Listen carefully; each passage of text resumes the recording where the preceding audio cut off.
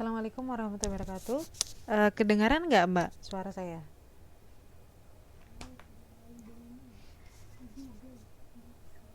Halo? Tes tes. Halo? Ada Mbak Siti, kemudian Mbak Riani, Mbak Khairiyah, Mbak Monica, Mbak Lina, dan Mbak Mei. Biasanya semuanya pada on time ya, tapi ini kok tumben sekali nih, baru ada 6 orang. Oke, marilah kita mulai pelajaran malam ini dengan bacaan basmalah bersama-sama. Bismillahirrahmanirrahim. Dan tidak lupa pula, marilah kita um, ucapkan salam ya kepada Nabi Muhammad SAW yang telah membawa kita, mengajak kita dari yang gelap menuju yang lebih terang.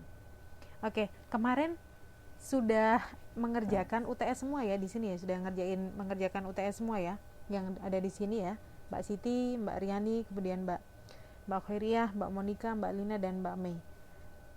Yang di sini sudah submit, sudah mengirimkan tugas semua ke email saya. Nah, ini Mbak Monica sudah. Kemudian Mbak Nuraini, Mbak Riani, kemudian Mbak Khairiyah, Mbak Lina, dan Mbak Mei nih, sudah apa belum? Kemarin itu ada namanya Mbak siapa ya? Kemarin itu ada yang namanya Mbak bentar. Mbak siapa ya kemarin itu? Kemarin itu ngirim tugas ke saya, tapi katanya nggak bisa masuk gitu. Gagal gitu. Namanya Mbak Nur Jannah. Mbak Nur Jannah. Lah ini mungkin bisa dibantu sama teman-temannya, mungkin bisa dikirim lewat emailnya siapa gitu mungkin. Dibantu ya. Namanya Mbak Nur Jannah.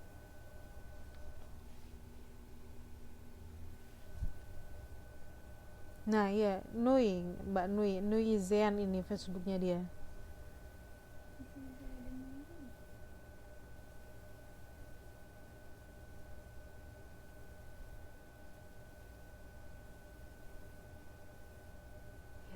Mbak, kok mati sih Mbak?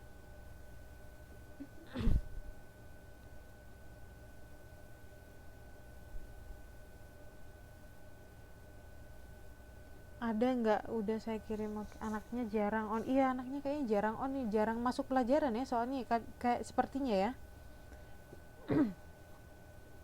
Makanya tahu-tahu ngumpulin tugas kok saya nggak pernah lihat anak apa nama, nggak pernah dengar namanya gitu masuk kelas gitu, terus kok tahu-tahu mis saya ngumpulin tugas gitu kan, tapi tugasnya nggak bisa masuk katanya. Nah, kemarin gimana ini yang katanya sudah mengerjakan kemarin, gampang nggak soalnya? Gampang sekali, gampang aja, atau gampang banget? Halo, ada Mbak Siti Nuraini, kemudian Mbak Riani. Ini sebenarnya materi kita tuh tinggal dikit ya, tapi waktunya tuh masih panjang gitu, jadi saya bingung mau ngapain gitu. Ya maksudnya bukan ngapain, menyelesaikannya itu pelan-pelan gitu, soalnya ya itu materi kita tinggal sedikit namun waktunya masih banyak. Ya kita intermezzo. Nah, kemarin itu kan soalnya gampang sekali ya, soalnya menceritakan gitu kan, menceritakan pengalaman kemarin. Kemudian sama apa lagi yang satunya kemarin? Membuat teks wawancara. Nah, di sini kemarin kan membuat teks wawancara, kira-kira ada yang menentukan tujuannya dulu nggak kemarin? Kemarin kan yang kita pelajari bersama-sama itu, sebelum kita membuat teks wawancara, kita harus tahu 20 September, Mbak. Nah, sebelum kita tadi ya, sebelum kita membuat teks wawancara, kita tuh harus tahu. Tahu apa? Tahu tujuan. Kita tentukan dulu tujuannya lah. Yang di sini kemarin menentukan nggak tujuannya? Tujuannya kemarin ditentukan dulu nggak atau nggak? Ada, saya tulis tujuannya. Belum, aku kerjain TS-nya bisa. Oh, ini Mbak Mbak Lina ini belum ngerjain UTS-nya ya?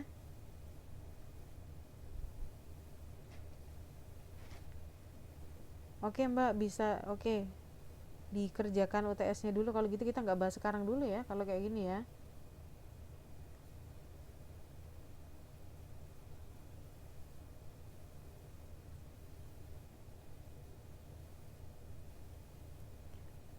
Nah, ini kok nggak ada suaranya Mbak Riani, Mbak Arum. Kira-kira kemarin gimana Mbak? Gampang atau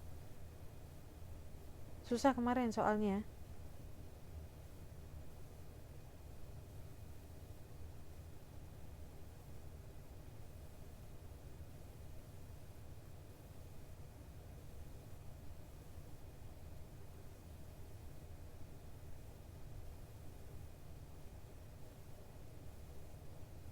Lumayan, oke.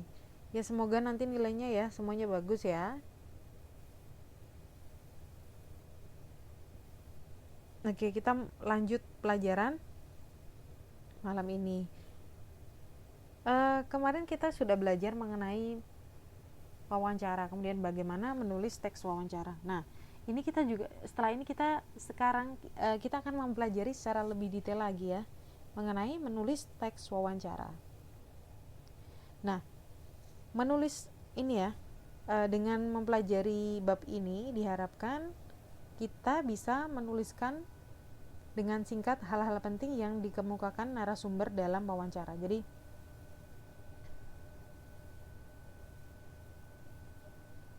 ketika kita wawancara, kemarin kan kita baru menulis ini ya daftar pertanyaan apa sih yang ditanyakan begitu kan. Nah, sekarang yang selanjutnya kita pelajari adalah menulis teks wawancara, yaitu menuliskan hasil dari apa yang kita tanyakan tadi. Kita sudah menyusun pertanyaan, kemudian narasumber menjawab. Nah, pelajaran kali ini adalah kita menulis jawaban dari narasumber. Lah bagaimana sih menulis jawaban narasumber itu yang benar dan efektif itu seperti apa gitu kan? Sebentar.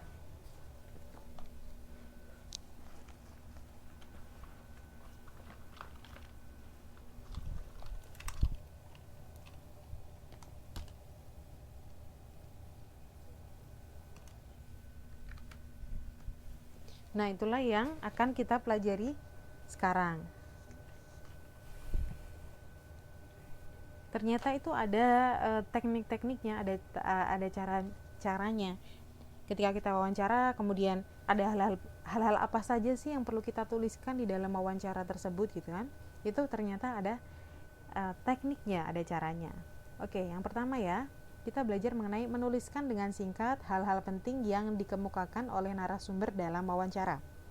Contoh di sini ada wawancara antara wartawan dan Andri S. Wawancara ini dilakukan antara wartawan dan promotor. Promotornya adalah Andri Subono di sini namanya ceritanya. Risiko sebagai promotor harus siap rugi. Ini judul wawancaranya ya, tema wawancaranya. Nah, wartawan bertanya, apa yang membuat Anda terjun ke dunia promotor? Pak Andri menjawab,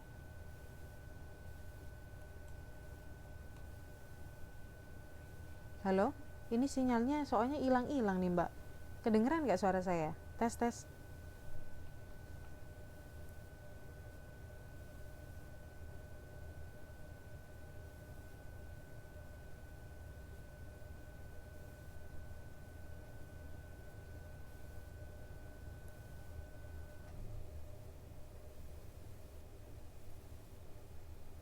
Nah, promotor itu apa sih? Sama dengan promosi gitu kan. Kita lihat, ini ya, baca sampai selesai dulu ini promotor dalam hal apa gitu kan. Oke, lanjut. Apa yang membuat Anda terjun ke dunia promotor? Kemudian, Pak Andri, waktu itu saya pernah sekolah di Jerman dan tinggal dengan paman saya BJ Habibie, Pak Habibie ya. Saya sering menonton pertunjukan di sana. Mulai saat itu muncul keinginan saya untuk menampilkan musisi seperti mereka di negara saya sendiri. Wartawan kemudian menjawab, langsung terjun ke dunia promotor? Andri menjawab, belum, hingga paman saya memberi nasihat yang langsung membuat saya berubah total. Boleh tahu nasihat seperti apa itu? Nggak banyak kok, beliau cuma berkata, kalau kamu ingin melakukan sesuatu, lakukan dengan serius atau tidak sama sekali. Di antara konser-konser selama 10 tahun terakhir ini, mana yang paling sukses? Wartawan bertanya ya pada Pak Andri ya. Kemudian Andri menjawab, semua bisa dibilang sukses. Cuma mungkin ada yang beberapa yang tidak mencapai target. Itu pun bukan berarti konsernya buruk, hanya kurang promosi saja. Menurut lapangan ya konsernya Simple Plan. Tahu nggak Simple Plan?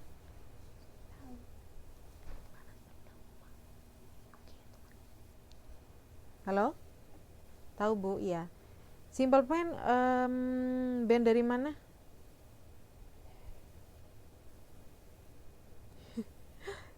Kok malah pertanyaannya Simple Plan ya?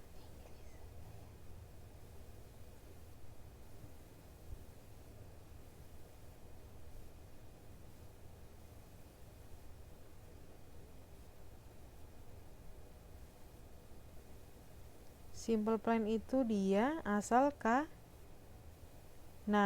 grup rock asal Kanada ya.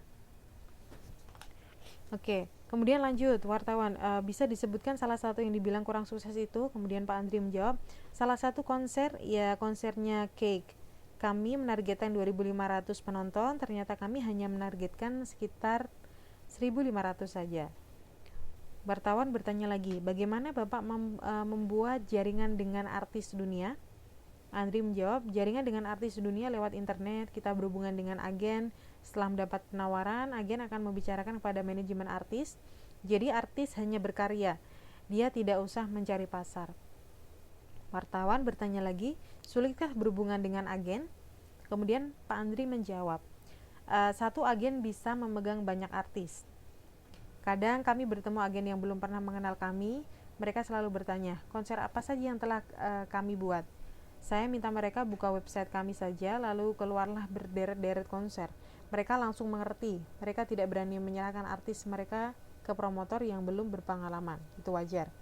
Kemudian wartawan, oke, sukses buat Anda. Kita tunggu konser-konser berikutnya. Nah, di sini kita sudah bisa menjawab pertanyaan dari Mbak Riani Arum ya. Promotor tuh apa gitu kan? Nah, sudah jelas ya berarti promotor di sini tuh apa ya? Melalui wawancara antara wartawan dan Andri ini jelas ya yang dimaksud promotor di sini apa ya?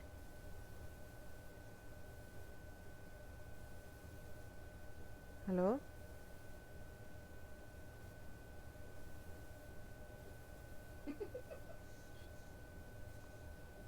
Oke, tahu. Jadi itu ya, seseorang yang mendatangkan artis luar negeri ke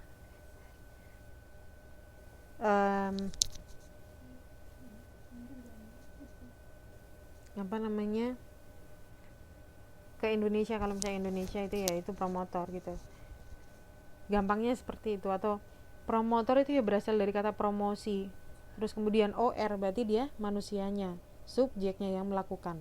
Yang bisa dibilang agen promosi tadi. Seperti misalnya Linkin Park mau datang ke Indonesia, yaitu ya harus ada promotornya. Tidak bisa Linkin Park datang ke sini gitu kan, dia tidak jarang seperti itu. Kasusnya adalah yang sering adalah ada promotor yang melihat bahwa antusiasme dari masyarakat Indonesia misalnya lagi hitsnya atau lagi demamnya Linkin Park, kemudian dia memiliki ide untuk mengundang Linkin Park ke Indonesia seperti itu. Wah, kayak Noah nanti bulan 11 Bu. Ini pada suka Noah di sini ya. Nah, oke. Setelah kita tadi membaca wawancara, percakapan antara wartawan dan Andri, itu kan ada hal-hal penting ya, tidak semuanya dicatat oleh wartawan, ya kan? Indosuara itu juga promotor karena sering datangin artis ya, bisa. Oke, kemudian kita lanjut ya ke pelajaran kita. Tadi kan ada dari semua percakapan itu kan tidak mungkin semuanya bisa ditulis oleh wartawan kan ya. Jadi hanya hal-hal tertentu saja, kemudian hal-hal penting saja yang ditulis oleh wartawan. Nah, kira-kira dari percakapan yang pertama, ketiga sampai selesai itu, percakapan manakah yang ditulis oleh wartawan gitu kan?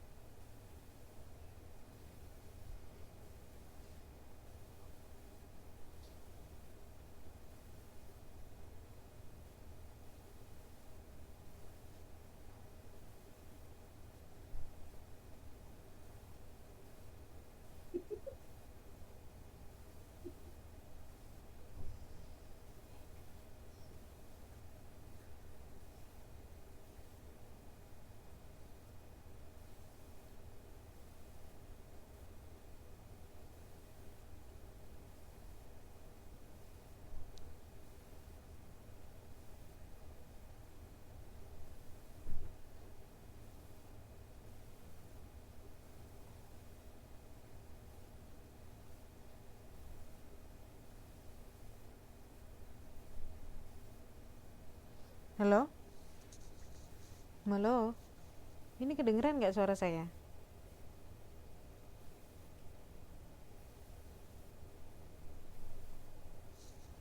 Oke, jadi dari percakapan antara wartawan dan Pak Andri tadi itu kan ada hal-hal penting yang tidak mungkin semuanya dicatat oleh wartawan. Contohnya misalnya kita lihat percakapan yang pertama. Kutipannya adalah seperti ini ya, yang dijawab oleh Pak Andri di percakapan antara wartawan dan Pak Andri pertama. Yang pertama adalah jaringan dengan artis dunia melalui internet. Kita berhubungan dengan agen. Setelah mendapat penawaran, agen akan membicarakan kepada manajemen artis. Nah, di sini hal-hal penting yang dicatat oleh wartawan adalah kita berhubungan dengan agen dunia melalui internet. Jadi kata-kata ini, kata-kata yang panjang ini ya, disederhanakan oleh wartawan menjadi kata-kata yang singkat, padat, dan jelas ya. Namun sama maksud dan artinya, yaitu kita berhubungan dengan agen dunia melalui internet. Nah, ini ada Mbak Meifuza, selamat malam. Oke, selamat malam Mbak, masuk Mbak. Kita sekarang sedang belajar mengenai bagaimana sih cara mencatat hasil-hasil wawancara ya. Jadi ketika ada seorang pewawancara dengan narasumber, pewawancara atau wartawan itu kan menuliskan hal-hal penting yang disampaikan oleh narasumber. Nah, di sini kita belajar mana sih hal-hal penting yang perlu dicatat oleh wartawan ketika melakukan wawancara dengan narasumber seperti itu. Kemudian ini contoh yang pertama ya tadi ya.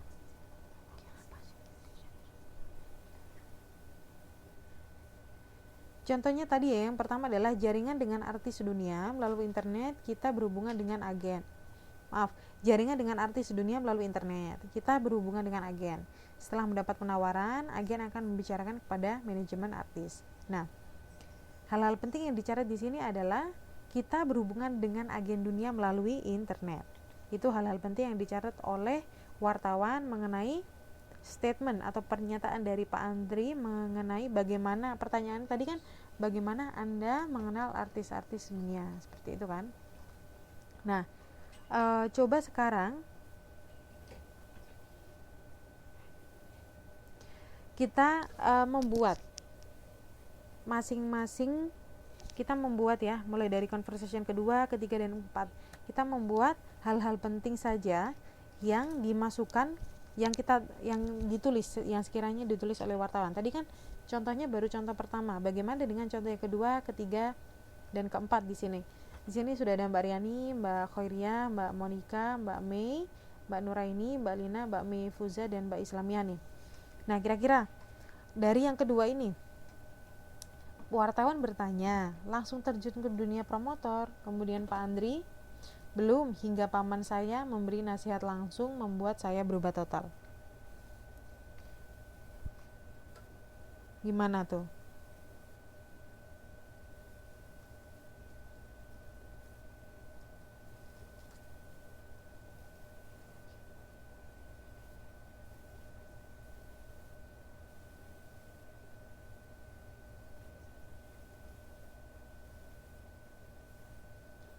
Kira-kira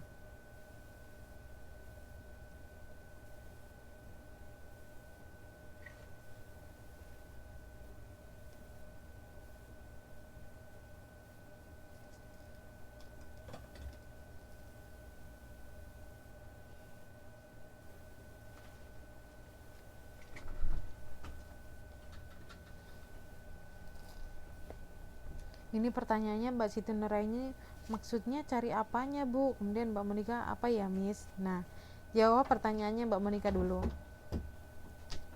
Nggak paham Miss, cari yang salah tak? Oke. Kok masih belum paham? Oke, saya terangkan lagi. Jadi kan yang kita pelajari di sini itu adalah seperti ini Mbak. Di sini kan ada wartawan dan Pak Andri ya. Wartawan bertanya kepada Pak Andri.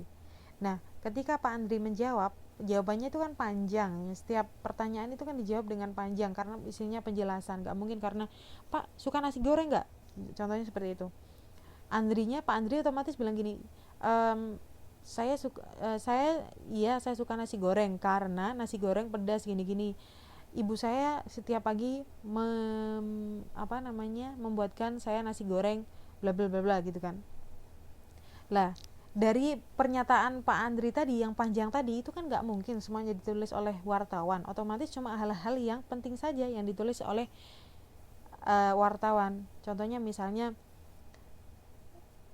dari statement yang panjang mengenai nasi goreng tadi, wartawan cuma menulis hal-hal yang penting, misalnya Pak Andri suka nasi goreng pedas, setiap pagi dia dibikinkan oleh ibunya, misalnya kayak gitu.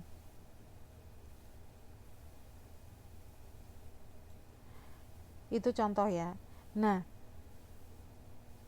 ini masih belum jelas gimana ya saya menerangkannya. Jadi yang kita pelajari sekarang itu kan gini ya. Jadi ketika ada wartawan wawancara dengan narasumber, itu kan ada informasi yang disampaikan oleh narasumber tadi kepada wartawan. Nah, informasi tersebut otomatis kan dicatat kan ya oleh wartawan. Jelas nggak sampai sini?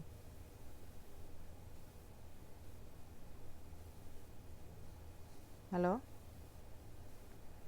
Nah, ketika wartawan mencatat jawaban atau pernyataan atau statement dari narasumber itu kan otomatis tidak semua dicatat oleh wartawan, karena bisa saja narasumber itu jawabnya tuh panjang, satu pertanyaan itu dijawab panjang.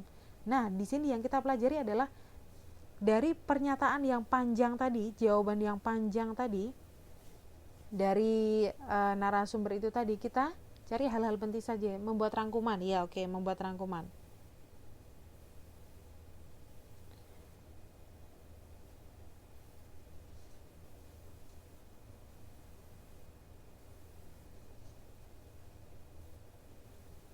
Ya, seperti membuat rangkuman dari pernyataan narasumber gitu ya.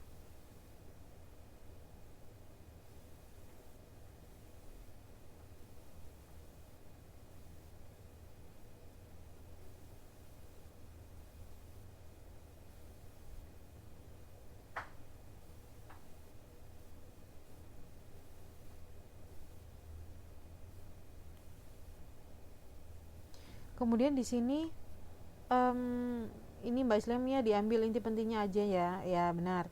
Kalau dari pernyataan kedua itu menurut saya semua statement Pak Adri semuanya penting. Dari pernyataan kedua itu menurut saya penting semua. Oke, kita lihat langsung terjun ke dunia promotor. Belum hingga paman saya memberi nasihat yang langsung membuat saya berubah total. Apa mungkin wartawan itu mencatat persis seperti ini? Kan otomatis kan enggak kan ya. Ada hal-hal penting saja yang ditulis, misalnya tidak langsung terjun ke dunia promotor. Misalnya seperti ini. Terjun ke dunia promotor setelah mendapat nasihat dari Pak Habibie tadi, ya kan? Ya enggak? Dirangkum yang penting saja, itu misalnya contoh belum hingga paman saya memberi nasihat yang langsung membuat saya berubah total. Contohnya hal pentingnya di sini adalah menjadi promotor setelah mendapat nasihat dari paman, gitu kan, paman Pak Andri kan, gitu kan. Jelas nggak di sini Mbak Nuraini? Kan nggak mungkin dicatat belum hingga paman saya memberi nasihat, kan nggak mungkin kan dia. Yang pentingnya kan yang penting saja yang ditulis. Jelas nggak sampai sini?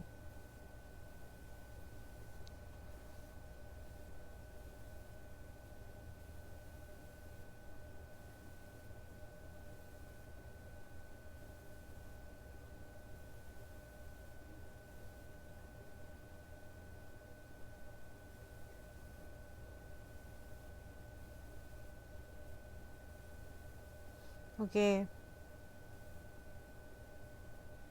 Coba di sini kemudian pernyataan yang ketiga nih apa? Boleh tahu nasihat seperti apa itu, gitu kan? Nggak banyak kok, beliau cuma berkata kalau kamu ingin melakukan sesuatu lakukan dengan serius atau tidak sama sekali. Kira-kira di sini hal yang penting apa? Yang di sini yang ditulis kira-kira.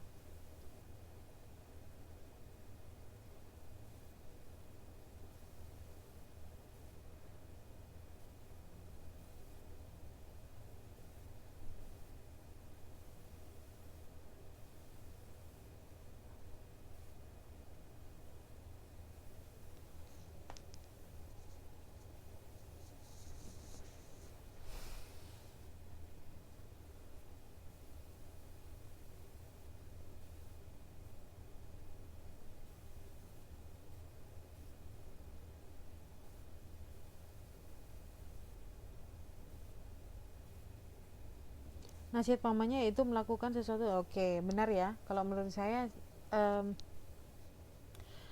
dari Mbak Nura ini tepat sekali ya. Nasihat pamannya tadi ya ditulis karena itu kalimat langsung ya. Oke, kemudian yang ketiga, di antara konser-konser selama 10 tahun terakhir ini, mana yang paling sukses?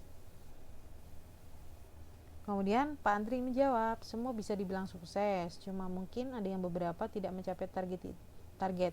Itu pun bukan berarti konsernya buruk, hanya kurang promosi saja. Menurut lapangan ya konsernya Simple Plan itu yang dianggap paling sukses. Nah, kira-kira di sini apa hal penting yang bisa ditulis di sini?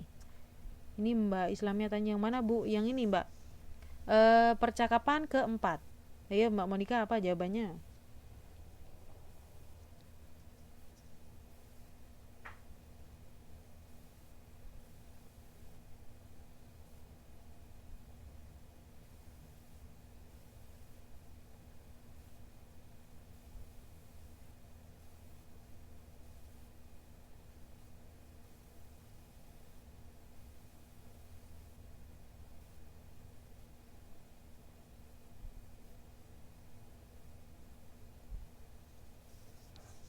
Halo? Ini Mbak Nureni menjawab, semua konser bisa dibilang sukses walau ada satu dua yang kurang mencapai target.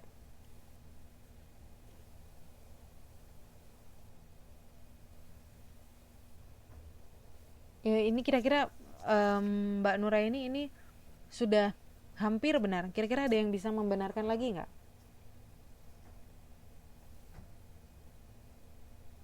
Jadi kalau bahasa Indonesia itu kita menggunakan rasa ya, menggunakan rasa. Tidak bisa dengan teori harus yang mana sih yang dianggap penting gitu kan. Jadi kadar penting atau enggak itu kan nggak bisa dihitung bobotnya kayak matematika gitu ya. Ini salah ini benar tuh tidak ada rumusnya, tidak ada rumus pastinya gitu kan ya. Jadi ketika kita belajar bahasa Indonesia tuh yang main itu ya rasa. Kalau menurut saya itu rasa, kita rasakan gitu. Yang sekiranya mana yang dianggap penting itu yang sekiranya ketika kita tidak mengikut sertakan itu, maka ketika kita mana sih yang dianggap penting gitu kan ya. Nah, jawabannya adalah ketika kita tidak mengikut sertakan statement itu, maka kalimatnya itu artinya beda gitu. Nah, coba kita sekarang jawaban dari Mbak Siti Nuraini. Di antara konser-konser selama 10 tahun terakhir ini, mana yang paling sukses? Jawabannya adalah Mbak Nuraini bilang, kalau misalnya Mbak Nuraini menjawab seperti ini ya rangkumannya ya, semua konser bisa dibilang sukses walau ada satu dua yang kurang mencapai target.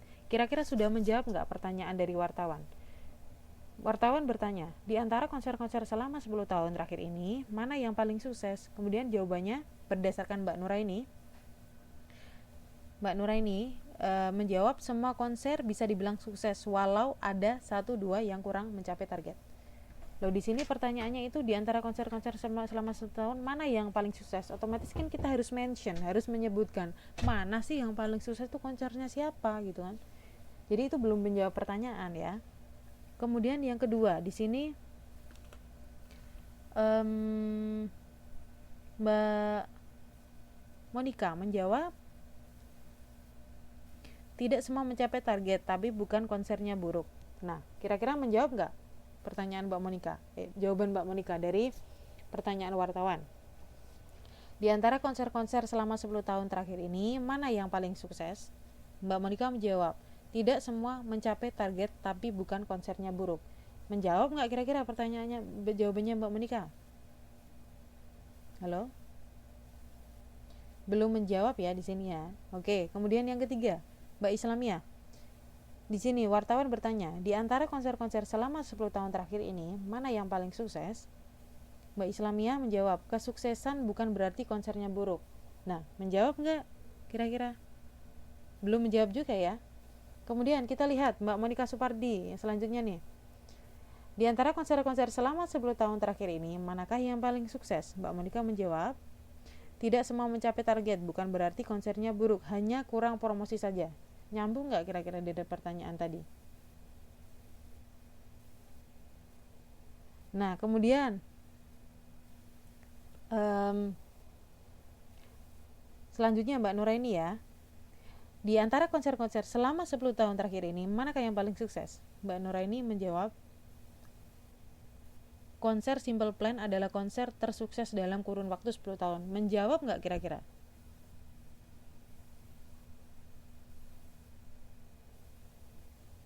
Halo? Ya, benar sekali ya. Mbak Nuraini ini tepat ini. Yang terakhir ini tepat. Ya, Mbak Nuraini menjawab dengan sangat tepat ya. Konser Simple Plan adalah konser tersukses dalam kurun waktu 10 tahun. Benar sekali. Nah, kemudian ini saya menanggapi statement dari Mbak Monica. Oh, kirain suruh ngerangkum. Iya, benar sekali. Memang kita di sini tugasnya adalah merangkum statement atau pernyataan dari wartawan. Nah, ini saya ajari bagaimana cara merangkum yang baik dan benar berdasarkan jawaban. Mana sih kira-kira yang harus ditulis gitu kan? Mana sih kira-kira yang harus ditulis oleh wartawan dari jawaban narasumber gitu kan ya. Nah, ini tadi yang sudah saya ajarkan tadi.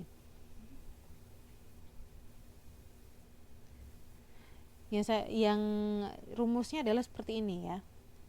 Ketika kita merangkum suatu wawancara gitu kan antara wartawan, ketika kita menjadi wartawan kemudian kita ingin merangkum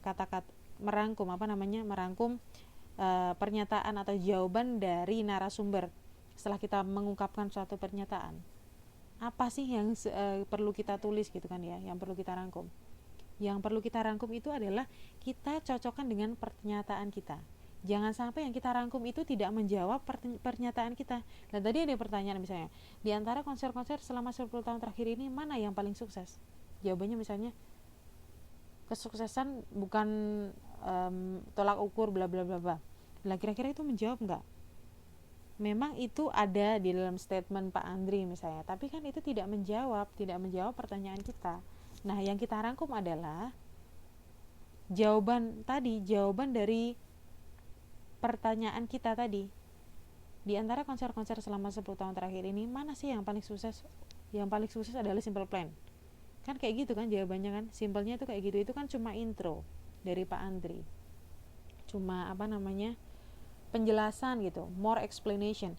Tapi intinya adalah kan Pak Andri bilang kalau misalnya konser Simple Plan itu loh yang dikatakan 10 tahun terakhir ini paling sukses. Intinya kan itu, yang lain itu kan cuma bumbu. Jadi ketika kita merangkum itu harus disesuaikan dengan pertanyaan kita. Oke, jelas sampai sini?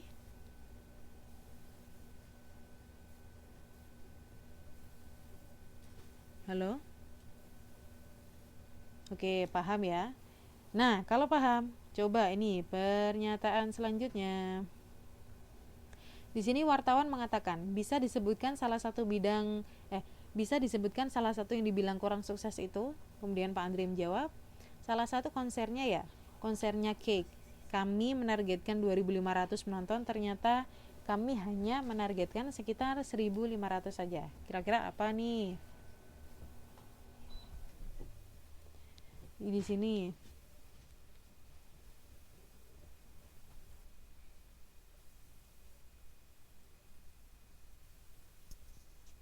Halo? Di sini Mbak Nuraini menjawab konser Cake yang tidak sesuai target. Mbak Islamiyah konsernya Cake.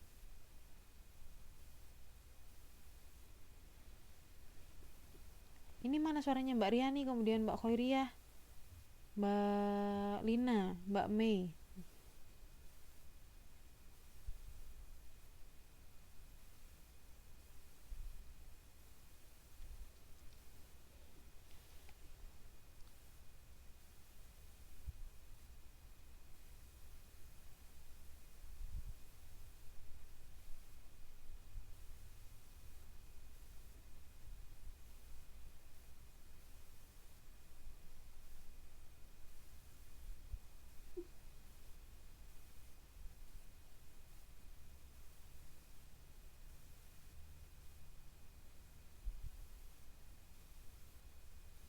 Ini Mbak Siti Khairiyah. Maaf tadi ngantar kamar mandi. Oke. Kira-kira apa nih jawabannya nih Mbak Siti Horia, Mbak Monica, dan Mbak Riani, Mbak Nuraini tadi udah menjawab, Mbak Linda, Mbak Mei. Nah, oke, ini sudah hampir semuanya sudah hampir benar ya. Namun ini yang perlu kita perhatikan, pelajari lagi adalah ketika kita berhadapan dengan mendengar jawaban yang di situ tuh ada nominal, ada angka dan berhubungan dengan angka dan nominal ya, itu harus kita catat. Memang benar jawabannya adalah konser yang kurang sukses cake gitu kan ya, konser yang kurang sukses cake. Kita catat target 2.500 menjadi 1.500, itu harus kita catat karena sesuatu hal yang bersifat nominal kemudian angka itu penting gitu kan ya, itu sebagai bukti atau proof ya. Jadi ketika tidak ada ya sudah tidak usah ditulis, tapi ketika ada, langkah lebih baiknya yang namanya angka kemudian nominal itu kita catat gitu kan ya. Jadi konser yang kurang sukses cake, kemudian target 2.500 menjadi 1.500 gitu. Nah, oke, seperti ini Mbak Nuraini nih. Konser cake yang tidak sesuai target karena target 2.500 hanya terjual ini 1.500 gitu. Oke. Jelas ya? Kemudian masih ada dua lagi. Bagaimana Bapak membuat jaringan dengan artis dunia? Tadi udah ya, dengan artis dunia ya. Berarti yang pertama tadi apa tadi pertanyaannya?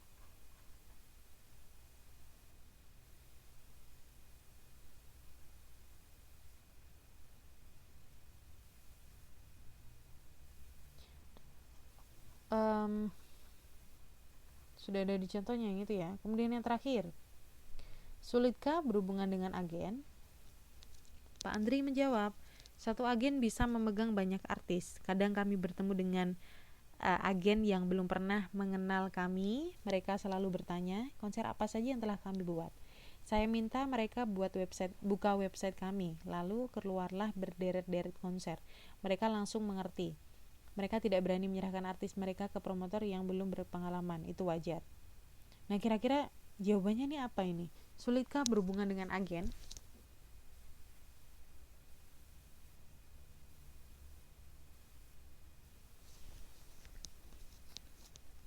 Ini kesimpulannya apa ya kira-kira ya? Kesimpulan dari jawaban Pak Andri itu kira-kira susah atau gampang nih?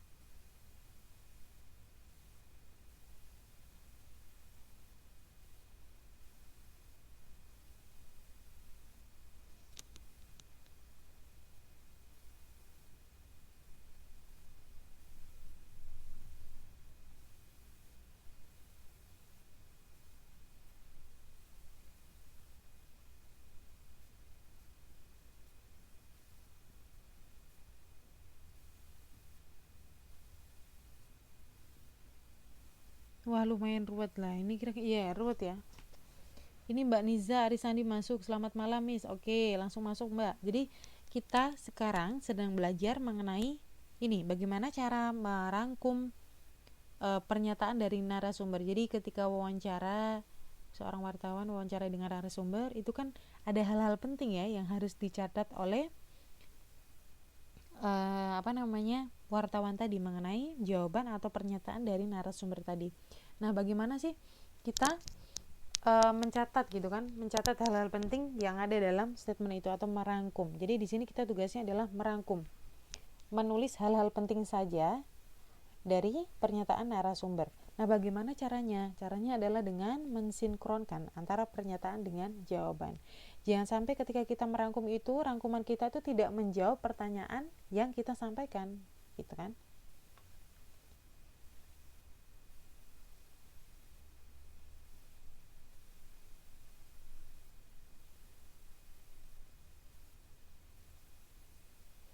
Nah, kira-kira ini jawabannya sulit atau enggak ya nih? Sulitkah berhubungan dengan agen? Kita sudah sampai di ini ya Mbak ya, poin terakhir ya, contoh wawancara yang terakhir ya.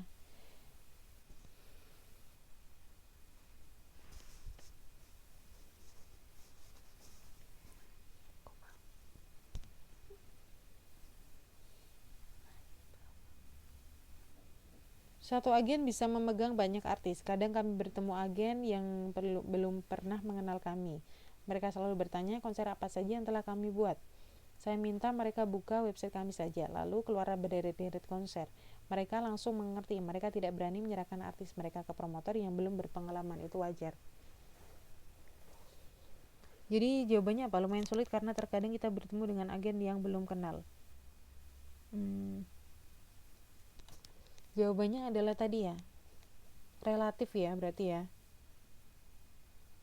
Kadang sulit, kadang tidak ya.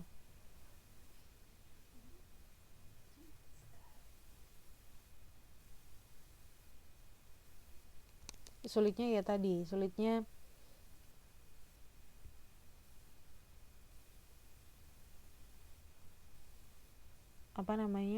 kadang bertemu dengan agen yang belum pernah mengenal gitu kan.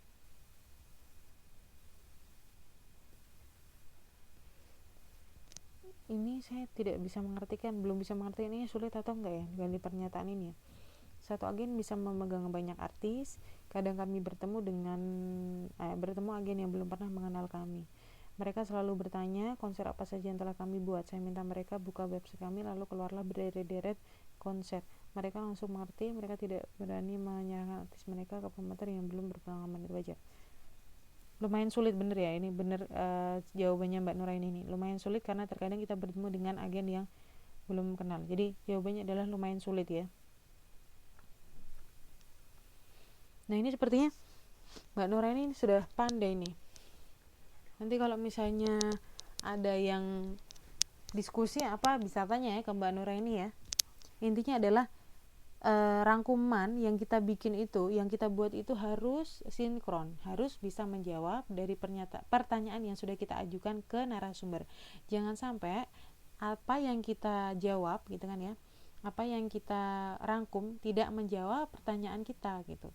Yang kita rangkum malah yang lain, nggak menjawab pertanyaan kita gitu.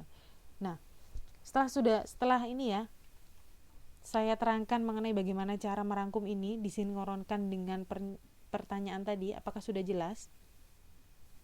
Mbak Monika, Mbak Nuraini ya, sudah bisa ya? Mbak Riani, kemudian Mbak Khairiyah, Mbak Meifuza, Mbak Islami, Mbak Lina, Mbak Niza Arisandi, ini gimana nih? Jelas belum? Ini nanti saya keluarkan di UTS loh, ini loh.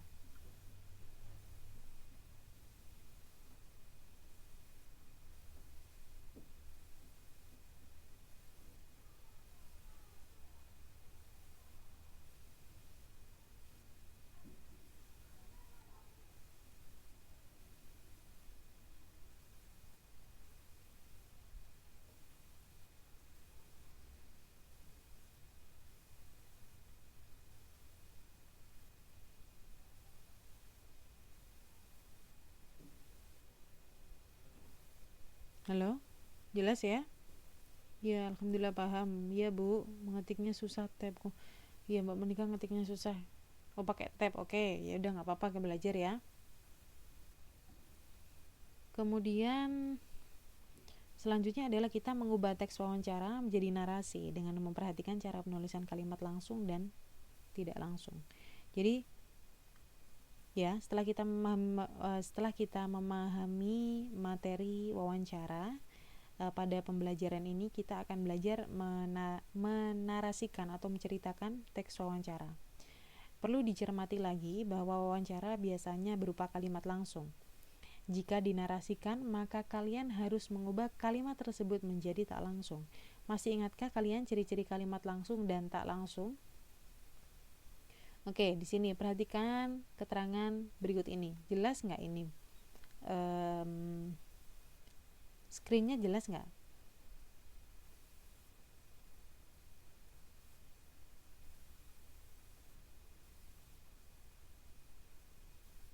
Halo?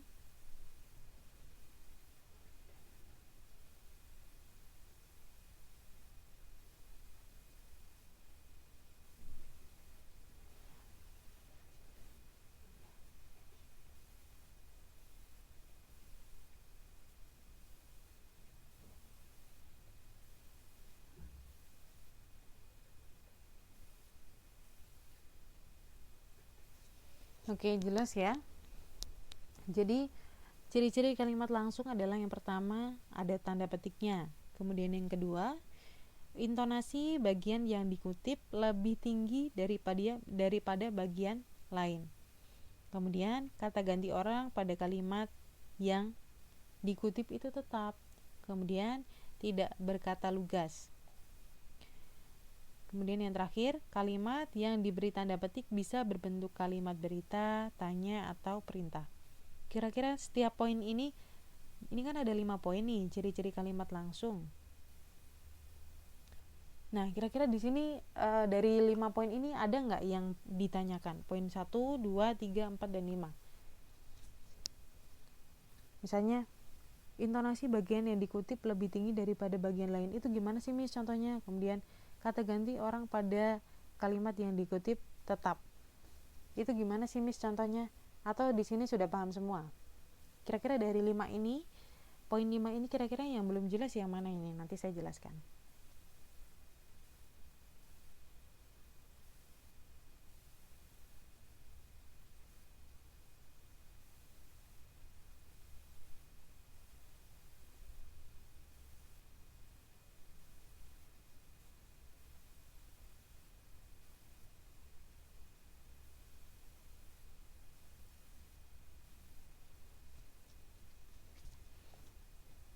Oke.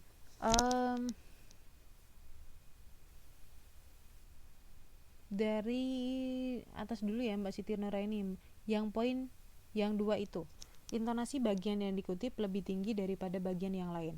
Misalnya contohnya seperti ini. Kemarin Bapak mengatakan bahwa, "Nak, jangan lupa makan tepat waktu," misalnya. Itu misalnya saya mengatakan ke Mbak Nuraini, ini saya menjelaskan ke pertanyaan dari Mbak Nuraini ya, poin nomor 2 ya. Intonasi bagian yang dikutip lebih tinggi daripada bagian yang lain.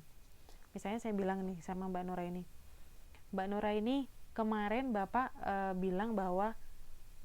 kemarin Bapak mengatakan seperti ini, Nak, jangan lupa sarapan setiap pagi."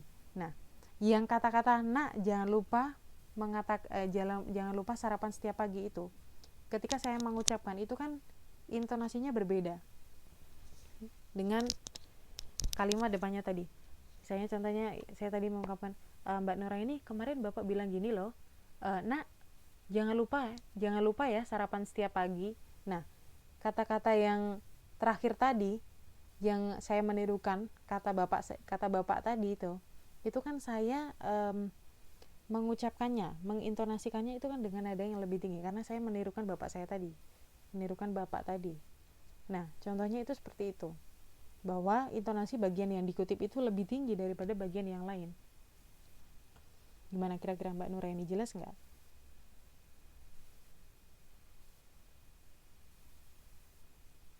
Kemudian Mbak Siti Khoria ternyata juga tanya nomor 2 nih.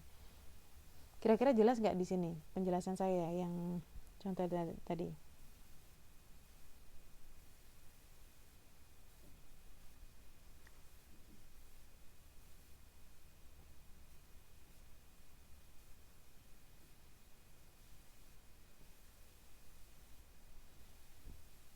Mbak Siti Nuraini udah jelas nih. Mbak Khoiria gimana?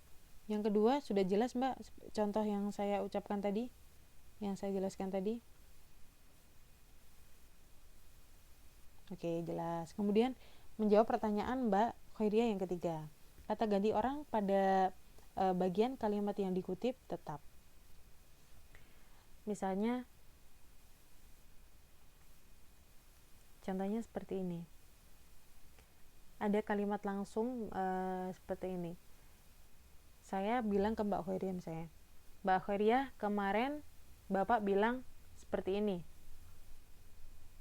Mbak Khairia, kemarin Bapak bilang titik 2 ya, ini karena kalimat langsung yang petik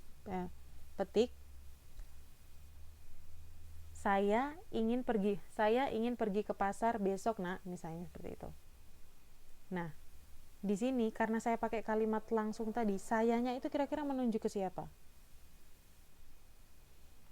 Jadi saya bilang ke Mbak Khairia nih misalnya, "Mbak Khairia, kemarin Bapak berkata petik, bayangin ya ada petiknya. Bapak berkata, petik, saya besok mau pergi ke pasar, nak.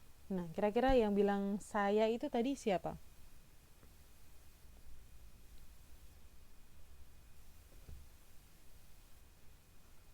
Bapak, oke.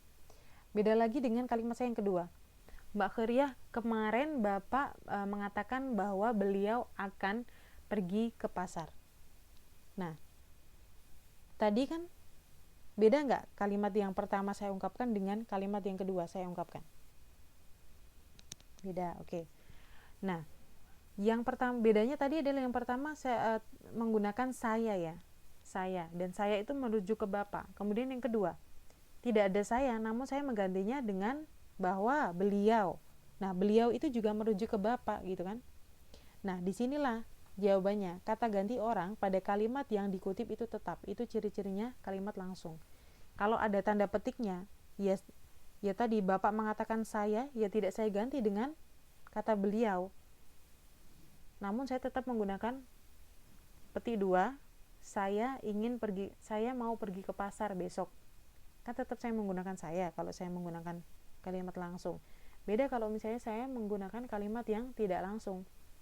Sayanya saya ganti dengan bahwa beliau ingin pergi ke pasar. Kira-kira jelas nggak, Mbak, di sini penjelasan saya yang poin ketiga, atau masih bingung?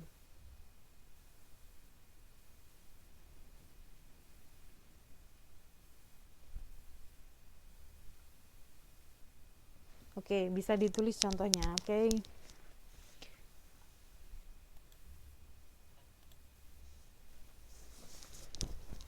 Jadi seperti ini ya.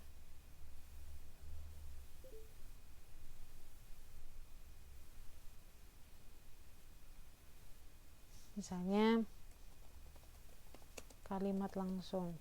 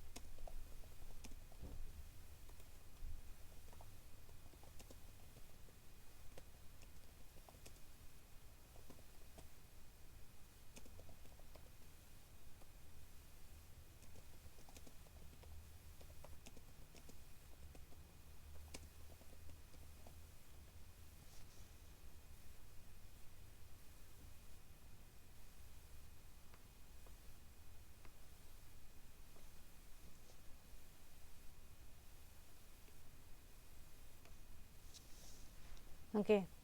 Di sini tadi dikatakan bahwa kata ganti orang pada kalimat yang dikutip tetap.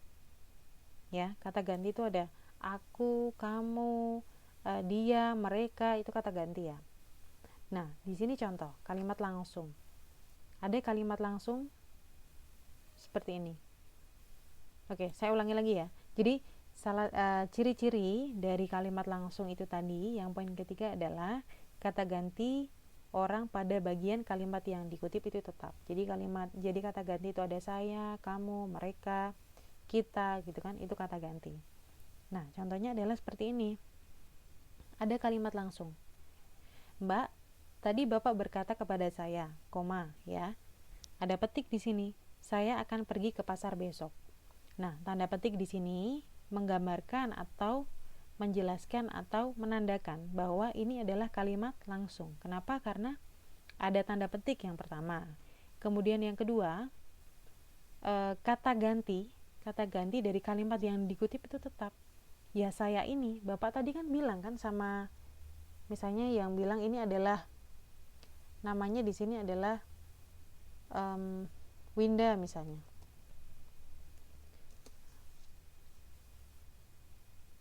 Winda ya misalnya ya. Nah, Bapak di sini tadi tuh bilang sama Winda bahwa bilang gini ke Winda, "Dok, saya akan pergi ke pasar besok." Nah, si Winda bilang ke mbaknya ya. Dia ceritanya, Winda itu cerita ke mbaknya, "Mbak, tadi Bapak berkata kepada saya, saya akan pergi ke pasar." Jadi dia menirukan kata bapaknya. Dia menirukan persis kata-kata bapaknya. Itu namanya kalimat langsung.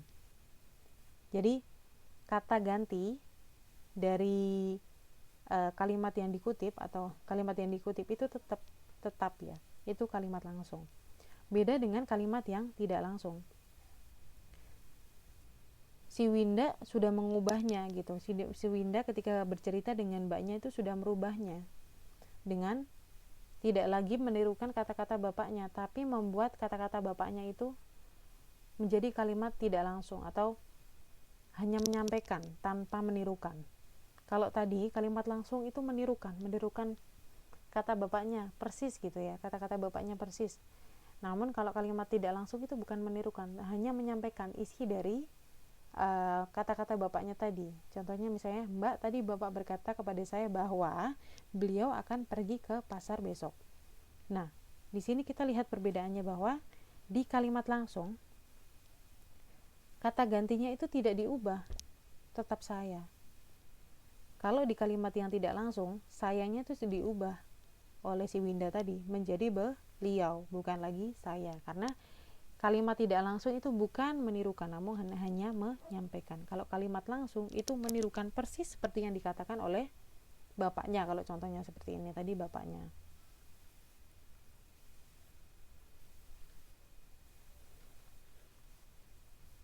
Nah, ini sampai sini kira-kira jelas nggak, Mbak Nuraini? Contoh pertama yang benar ya, Bu? Iya. Dua-duanya benar, namun di sini yang pertama adalah contoh kalimat langsung yang pertama, kemudian yang kedua di sini adalah contoh kalimat tidak langsung. Nah, kira-kira ini yang poin ketiga sudah jelas belum penjelasan dari saya?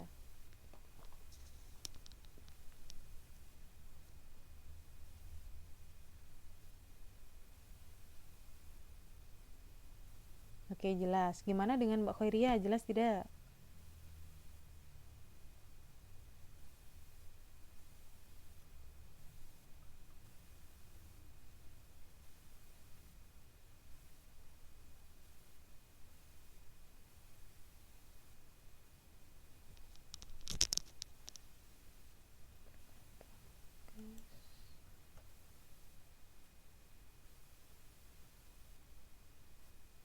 Oke, jelas.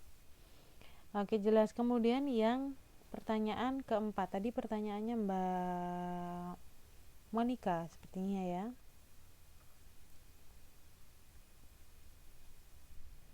Bahwa tidak berkata lugas.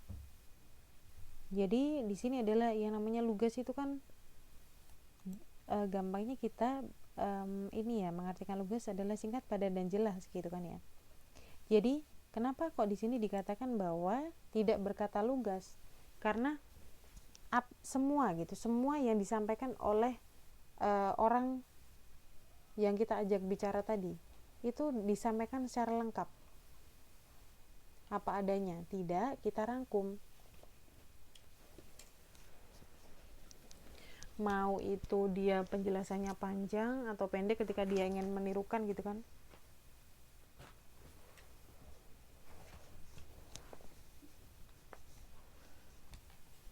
Ya kita tirukan semua gitu, tidak bukan hal-hal yang penting saja gitu kan ya.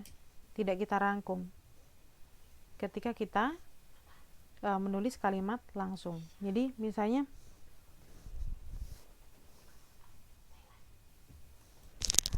contoh misalnya seperti ini. Kalimat langsung, misalnya Bapak tadi berkata kepada saya, saya akan pergi ke pasar besok untuk membeli jagung, ayam dan lain-lain. Bapak merasa bosan di rumah karena tidak ada kerjaan misalnya. Besok Bapak akan berencana pergi ke sana bersama siapa gitu kan ya misalnya. Nah, ketika kita bukan kalimat tidak langsung, kita bisa merangkum dari kata-kata Bapak tadi. Nah, berbeda dengan kita menggunakan kalimat langsung. Yang namanya kalimat langsung itu kita menirukan persis dari kata, menirukan statement atau pernyataan dari Bapak tadi. Jadi itu cenderung dia tidak lugas karena kita menirukan gitu. Yang itu depends atau tergantung dari orang yang kita tirukan tadi. Jadi dia cenderung tidak lugas ya, namanya kalimat langsung itu tadi karena menirukan persis gitu. Nah, kira-kira jelas nggak sampai sini yang poin keempat?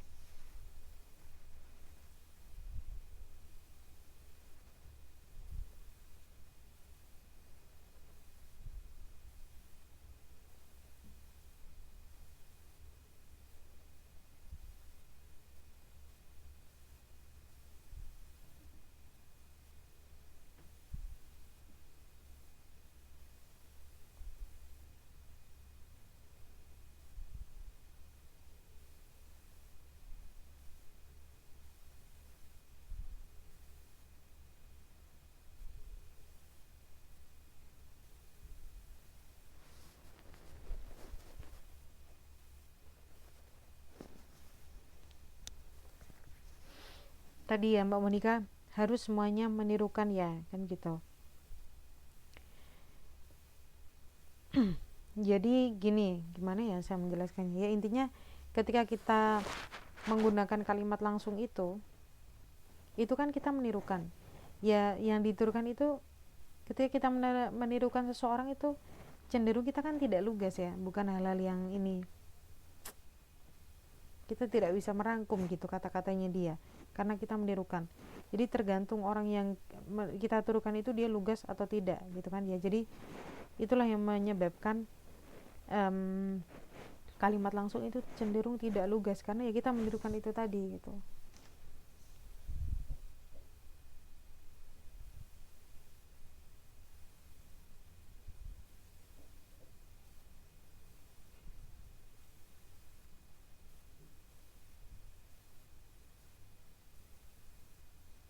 Oke. Kemudian penjelasan mengenai ciri kalimat tidak langsung. Tidak ada tanda petiknya. Kemudian intonasi mendatar dan menurun pada bagian akhir kalimat. Kata ganti orang pada bagian kalimat yang dikutip. Kata ganti orang pada bagian orang yang dikutip. Kemudian berkata lugas, misalnya bahwa, sebab, untuk, supaya, hanya berbentuk berita.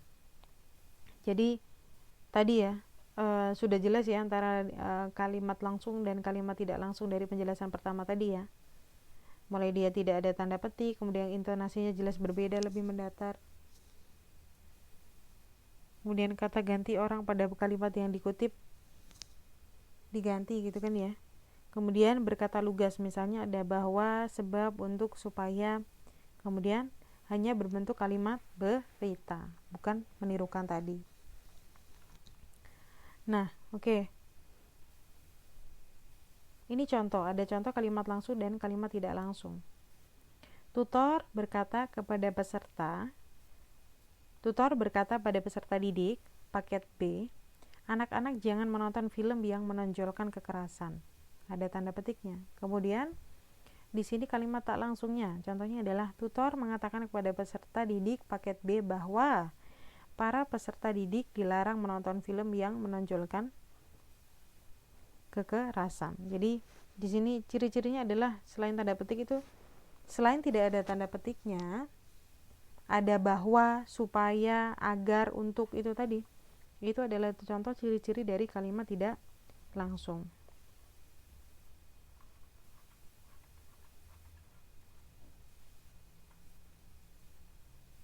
Nah, ini contoh ya, mengubah teks wawancara menjadi narasi tadi. Di sini ada ilustrasi bahwa Mbak Pevita, bagaimana perasaan Anda menjadi nominator FFI tahun ini? Pevita menjawab, tentunya sangat senang, mudah-mudahan bisa menjadi aktris terbaik. Nah, setelah wartawan tadi melakukan wawancara dengan Pevita, contohnya di sini adalah Pevita ya, maka setelah ini dia menulis berita. Nah, di sini yang kita pelajari adalah ini, yaitu kita menarasikan, menceritakan apa yang sudah kita dapat dari berdasarkan jawaban-jawaban atau pernyataan-pernyataan dari narasumber atau pihak yang kita wawancarai, sehingga akhirnya nanti bisa tertulis di koran, majalah, website dan lain-lain itu gitu kan.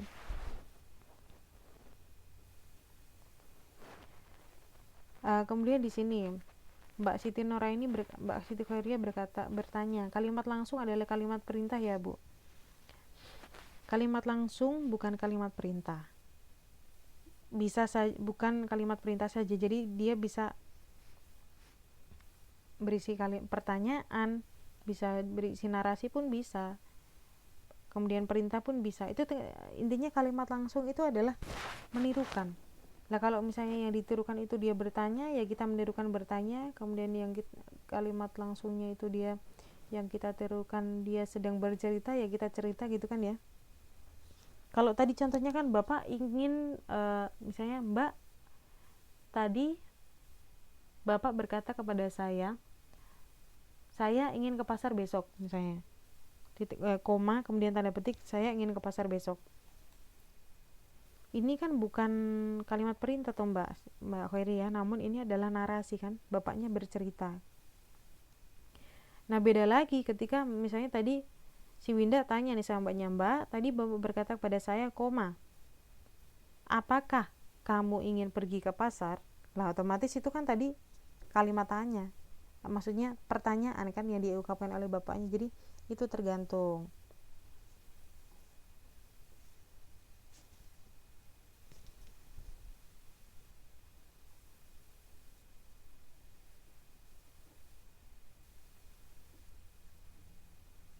Pokoknya sing langsung lah ini katanya Mbak Islamiyah, pokoknya intinya gampang menirukan gitu kan ya, yang langsung. Nah, ini kita ya mengubah teks wawancara menjadi narasi.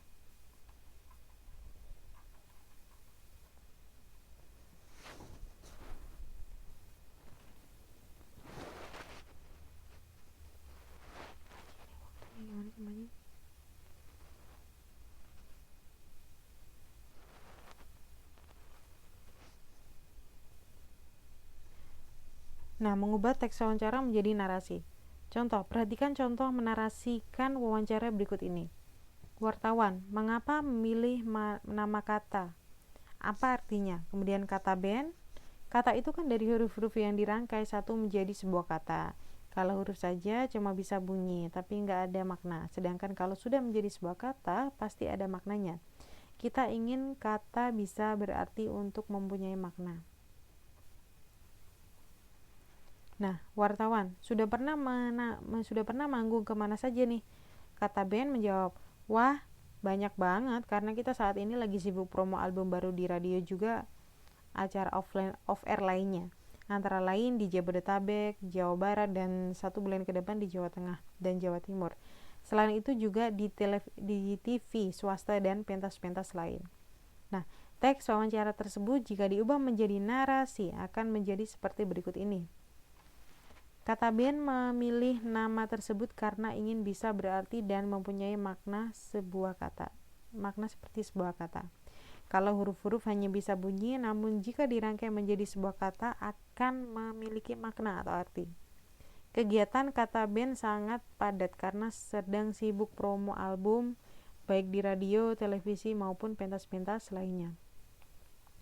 Itu contoh dari berita atau narasi yang bisa ditulis dari wawancara antara kata Ben dan wartawan. Dari dua pertanyaan tadi itu bisa menjadi narasi seperti itu. Kalau ini susah-susah gampang ya, karena ini berhubungan dengan kemampuan seseorang dalam menulis.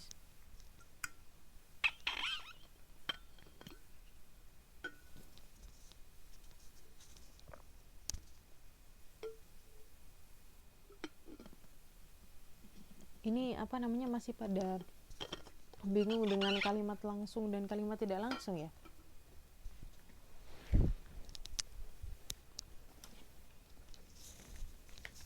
Intinya kalau kalimat langsung itu menirukan, kalau kalimat tidak langsung itu menyampaikan. Oke, nah bedanya yang jelas itu tadi ya, kalau gampangnya itu sama seperti yang dikatakan Mbak Nuraini, itu ada tanda petiknya. Udah, kalau kalimat langsung itu ada tanda petiknya, kalau kalimat tidak langsung itu tidak ada tanda petiknya.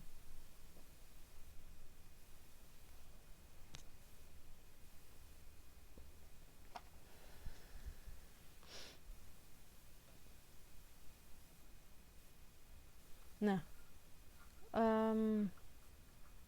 kalau contoh tadi ya, membuat narasi, membuat teks wawancara menjadi narasi, itu kita perlu latihan.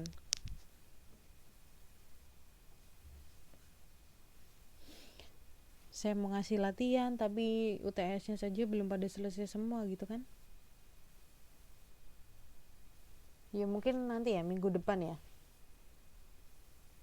karena ini tidak bisa kita dengan teori, harus dengan praktek gitu kan. Seperti tadi, merangkum pernyataan dari narasumber itu kan tidak bisa kan.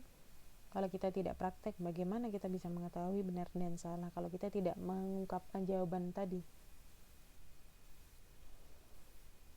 seperti yang sudah kita lakukan tadi gitu kan. Oke, kemudian poin selanjutnya adalah menulis pesan singkat sesuai dengan isi dan menggunakan kalimat efektif dan bahasa yang santun. Nah,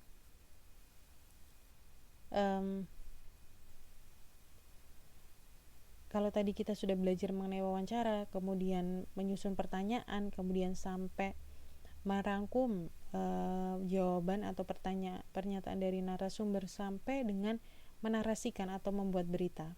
Nah, sekarang kita belajar mengenai menulis pesan singkat. Nah, kalau menulis pesan singkat semuanya sudah pada bisa ya sebenarnya ya, melalui Line, WhatsApp, BBM, Messenger, Facebook dan lain-lain itu. Nah, di sini bedanya adalah kita menulis pesan singkat dalam konteks yang formal. Berbeda dengan kita ketika mengirim message ke teman kita yang itu sifatnya tidak formal. Di sini kita belajar bagaimana kita menulis pesan singkat yang dia konteksnya adalah formal. Nah, pesan singkat merupakan pesan yang ditulis seseorang kepada orang lain secara singkat. Walaupun singkat, tetapi tetap harus jelas maksud pesan tersebut. Pesan dapat bersifat resmi dan tidak resmi. Pesan resmi biasanya dibuat oleh seseorang yang kedudukannya lebih tinggi kepada orang yang kedudukan jabatan lebih rendah dalam suatu instansi. Jadi biasanya yang namanya pesan singkat itu tadi ya, kalau yang isinya resmi itu dibuat oleh tadi ya, seorang yang kedudukannya lebih rendah untuk seseorang yang jabatannya lebih tinggi, seperti itu. Nah, adapun pesan tidak resmi dibuat oleh seseorang secara pribadi dalam keadaan tidak resmi. Misalnya, kalian menulis pesan pada teman tentang suatu hal, atau seorang ayah berpesan tentang suatu hal kepada anaknya. Menulis pesan sebaiknya memperhatikan hal-hal berikut ini. Jadi kalau di sini dikatakan ya, kita akan mempelajari dua tipe pesan singkat, yaitu pesan resmi dan tidak resmi. Kalau yang pesan resmi tadi contohnya adalah untuk seorang yang jabatannya rendah ke jabatannya tinggi gitu kan ya, jelas ya perlu kita pelajari karena itu memerlukan bagaimana sih agar santun gitu kan, kemudian bagaimana sih agar sesuai dengan tujuan kita, apa yang kita sampaikan itu tersampaikan. Nah, kemudian yang kedua, kita menulis pesan singkat tidak resmi. Contohnya adalah misalnya tadi seorang ayah kepada anaknya, kemudian antar teman gitu kan ya. Bukannya kita tidak sama-sama tujuannya adalah agar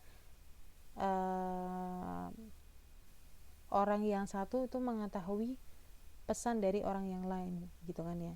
Namun di sini kita lebih concern untuk yang pesan resmi. Kalau misalnya pesan tidak resmi itu kita, kalau menurut saya itu setiap orang punya style yang berbeda-beda gitu kan ya. Itu tidak perlu terlalu kita pelajari gitu kan ya. Perlu pelajari kita adalah yang bersifatnya adalah resmi. Kalau tidak resmi kepada ayah misalnya, kepada teman, itu kan kita punya style masing-masing. Yang penting kita sopan. Nah, tingkat kesopanan itu kan berbeda-beda. Misalnya ada yang mengatakan bahwa sopan kepada bapaknya, kalau orang Jawa harus ngomong kromo inggil gitu kan ya. Tapi kalau misalnya saya juga orang Jawa, tapi bapak saya tidak pernah ngomong kromo inggil dengan bapak saya, karena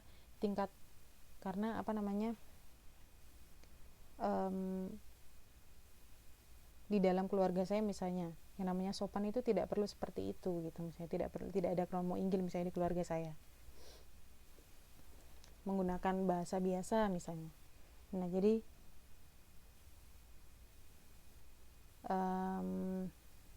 kalau yang tidak resmi itu tergantung dari style masing-masing orang, seperti itu.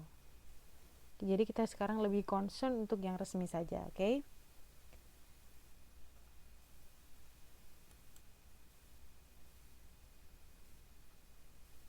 Nah, di sini menulis pesan sebaiknya memperhatikan hal-hal berikut ini. Yang pertama adalah bahasa yang digunakan singkat, jelas, dan santun. Kemudian yang kedua, pesan dapat berupa saran, arahan, atau penjelasan. Kemudian yang ketiga, pesan dapat digunakan untuk keperluan dinas, pribadi, perdagangan, atau bisnis. Di sini ada contoh pesan resmi.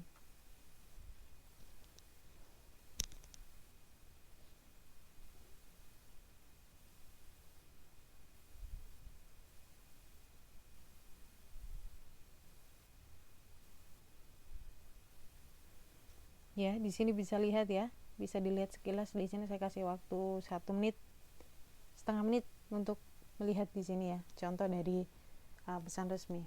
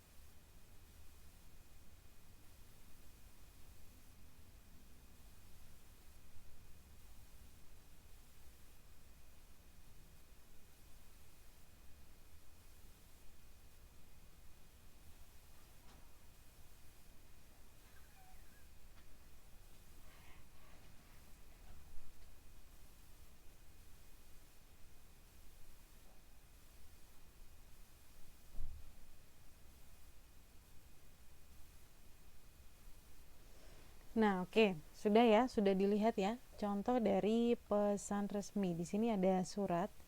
Kepala suratnya adalah BP3LS DKI Jakarta, Jalan Kebonjeruk bla bla bla bla tadi. Tanggalnya adalah 3 Desember 2008. Untuk atau kepada Sri Mulyani Handayani dari Koordinator Program Kesetaraan. Halnya laporan kegiatan paket B. Laporan kegiatan paket B. Harap segera membuat laporan kegiatan paket B rintisan tahun 2008 paling lambat 15 Desember 2008. Tertanda Siti Masturoh MPD. Contoh pesan tidak resmi. Dari Heri untuk pesan. Kegiatan tutorialnya tidak jadi karena tutornya sedang sakit. Tertanda Heri. Jadi Di sini ya, ketika kita membuat pesan adalah di sini jelas ada, kalau yang surat resmi ada kop suratnya di sini ya, dari mana instansinya, kemudian jelas ada kepada, kemudian darinya, dan halnya itu apa, kemudian singkat permasalahan atau hal yang ingin disampaikan, dan jangan lupa ada tandanya dan signature atau tertanda dari orang yang mengirim pesan. Nah, kira-kira Siti Masturoh ini di sini jabatannya sebagai apa nih?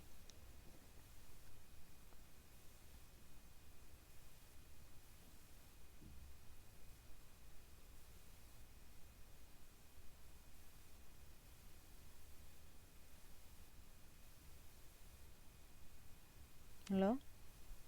Halo?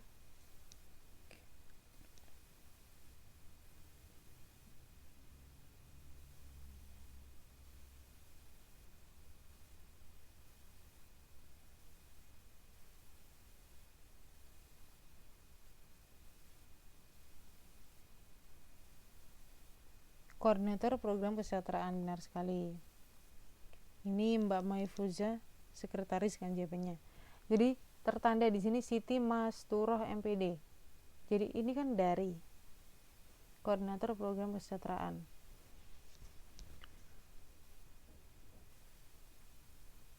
Ini kalau misalnya kalau koordinatornya ya, Siti Masturoh adalah koordinator gitu.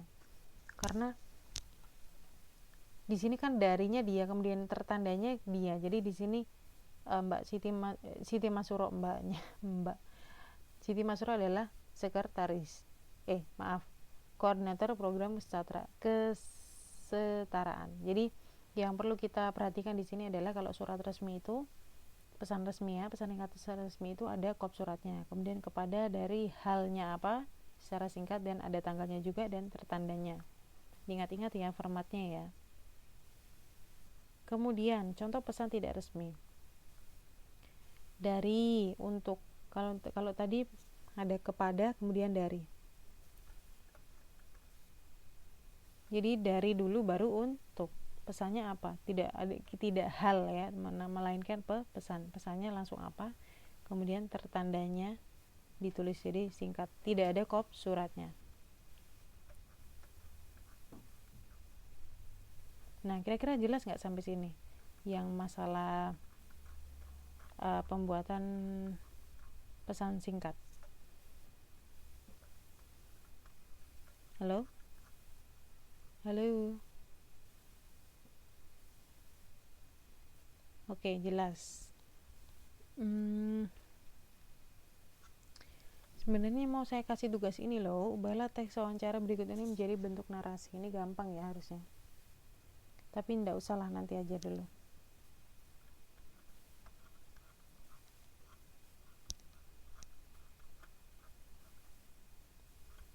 Nah, di sini kan ada Mbak Khairia, kemudian Mbak Monika, Mbak Nuraini, Mbak Mei, Mbak Islamia, Mbak Niza, Mbak Lina, dan Mbak Riani Arum. Saya tanya nih, kalau Mbak Monika sudah mengumpulkan tugas ya, Mbak Nuraini sudah paling awal, Mbak Mei, Mbak Islamia, Mbak Lina yang belum. Yang lain ada lagi nggak yang belum mengumpulkan tugas UTS?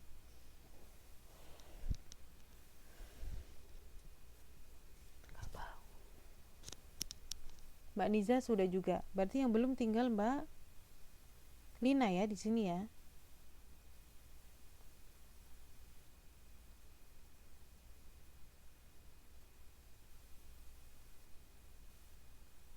Mbak Khairia sudah ya, sudah mengumpulkan ya. Mbak Mei sudah, Mbak Islamia sudah belum? Mbak Riani sudah. Berarti tinggal Mbak Lina aja ya yang belum ngumpulin tugas ini ya.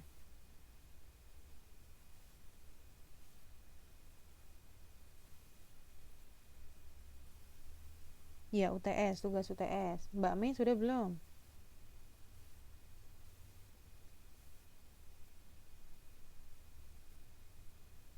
Oke, sudah tinggal Mbak Lina berarti yang belum mengumpulkan tugas ya. Ditunggu ya Mbak ya tugasnya, biar kita segera bisa membahas gitu. Bahas soalnya. Soalnya kan nggak lucu kalau misalnya kita sudah membahas tapi Mbak belum mengerjakan gitu kan ya. Nah, Mbak Monika timpukin Lina rame-rame. Dibantuin Mbak. Boleh sharing sama temennya.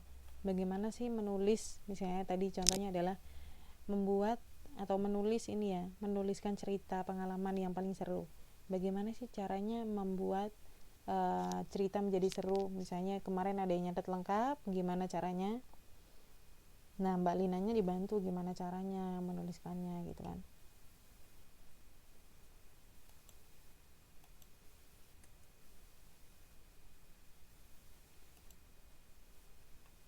Masih 11 menit. Nah, oke, masih 11 menit.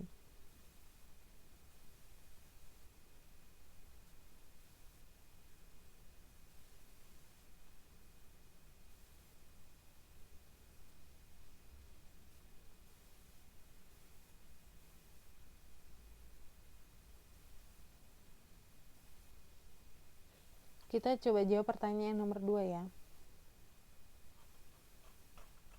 Yang pertama adalah penetapan tujuan wawancara dilakukan agar apa kira-kira jawabannya?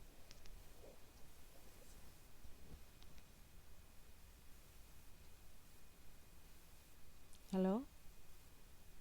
Jawabannya apa kira-kira? Di sini ada A, wawancara yang dilakukan lebih terarah, kemudian yang B, memudahkan narasumber untuk menjawab, C, wawancara yang dilakukan lebih efisien, kemudian yang terakhir memudahkan pewawancara untuk mewawancarai. Yang benar mana tujuan? Jadi tujuan wawancara itu kan ketika kita wawancara itu penting ya, menetapkan tujuan wawancara. Nah itu tuh tujuannya apa sih dilakukan itu? Nah, Mbak Nuraini menjawab A, yaitu wawancara yang dilakukan lebih terarah. Mbak Sita Karya pun menjawab A. Oke, benar sekali. Kemudian yang ketiga, petunjuk penyusunan daftar pertanyaan dalam wawancara adalah kecuali 1. Pertanyaan disusun berdasarkan tujuan wawancara. Upayakan satu pertanyaan untuk menggali satu informasi. Kalimatnya disusun dengan kalimat yang panjang.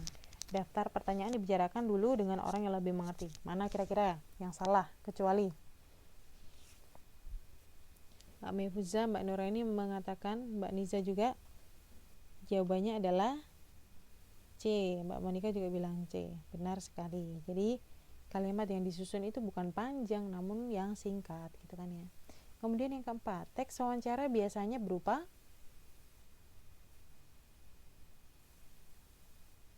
teks wawancara biasanya berupa apa nih? C ya, kalimat tanya. Benar sekali. Sudah pada benar apa sih? Namanya juga mewawancarai ya. Interview, tanya jawab. Jadi wawancara ya ada ya pertanyaan berarti. Kemudian yang kelima, jika teks wawancara diuraikan akan menjadi kalimat apa nih? Jika teks wawancara dinarasikan akan menjadi kalimat apa?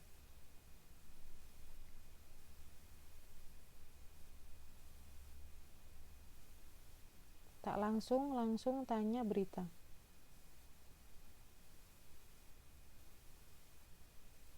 Jawabannya kalimat berita. Benar sekali ya Mbak Monika ya. Jawabannya adalah D ya, kalimat berita. Karena tadi step terakhir adalah kita membuat berita. Teks wawancara dinarasikan, jadinya ya tadi outputnya adalah berita. Oke, kemudian yang keenam, ciri-ciri kalimat tak langsung adalah yang pertama, intonasi bagian yang dikutip lebih tinggi daripada yang lain. Kata ganti orang pada bagian yang dikutip tetap tidak berkata lugas, intonasi mendatar dan menurun pada bagian akhir kalimat. Apa jawabannya? Yang nomor 6, D atau B?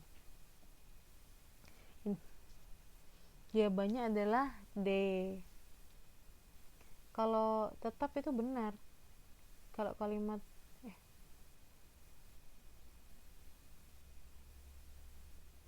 tak langsung loh ini loh.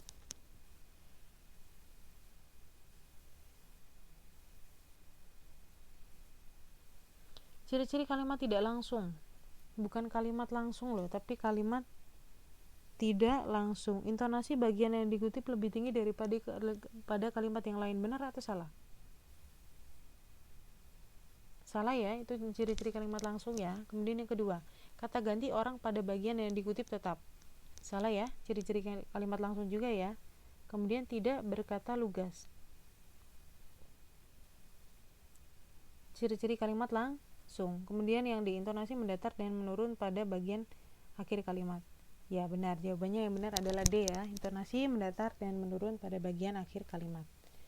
Oke, ketujuh. Ciri-ciri kalimat langsung adalah mana nih?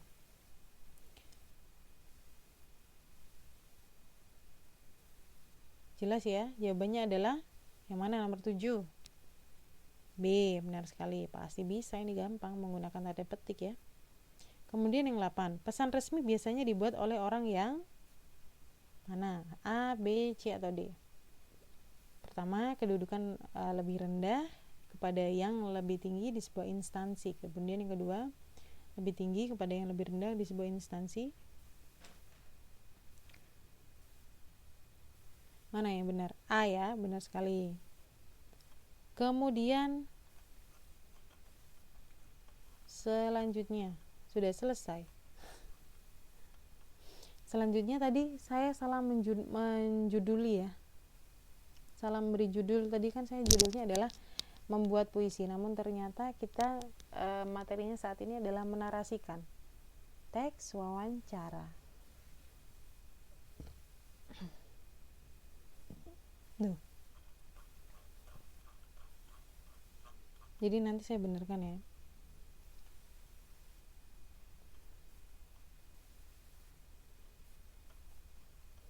Nah, ini masih ada 5 menit. Namun materinya nih sudah habis nih untuk sekarang nih, malam ini.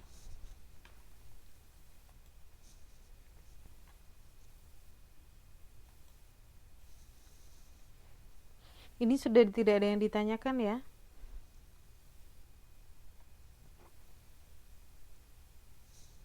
Dan saya harap ini tugasnya untuk tugas UTS segera dikumpulkan. Untuk yang belum. Nah ya Mbak.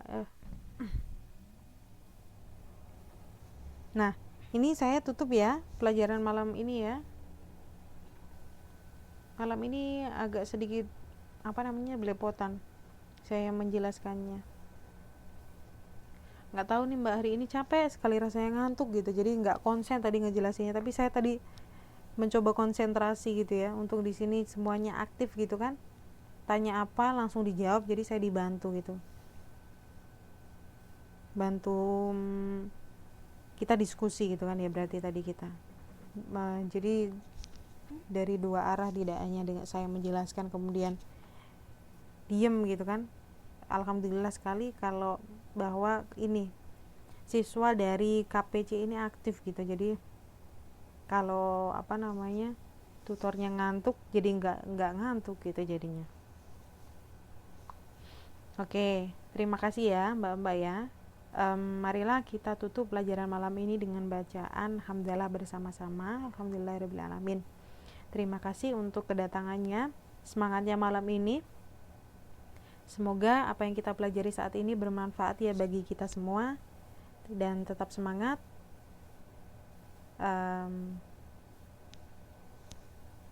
Sampai jumpa di pertemuan selanjutnya, dan ini selamat istirahat. Mohon maaf kalau misalnya ada salah-salah kata ya. Kelebihan hanya milik Allah, dan kalau kekurangan itu milik saya. Terima kasih. Wassalamualaikum warahmatullahi wabarakatuh. Bye bye. Kita tinggal pertemuan ini, masih ada pertemuan banyak mbak, ini kita baru pertemuan ke-9, jadi masih ada sekitar 3 pertemuan lagi, setelah itu UTS. Ini kita ngebut jadi 3 jam ya, oke? Assalamualaikum warahmatullahi wabarakatuh. Bye bye.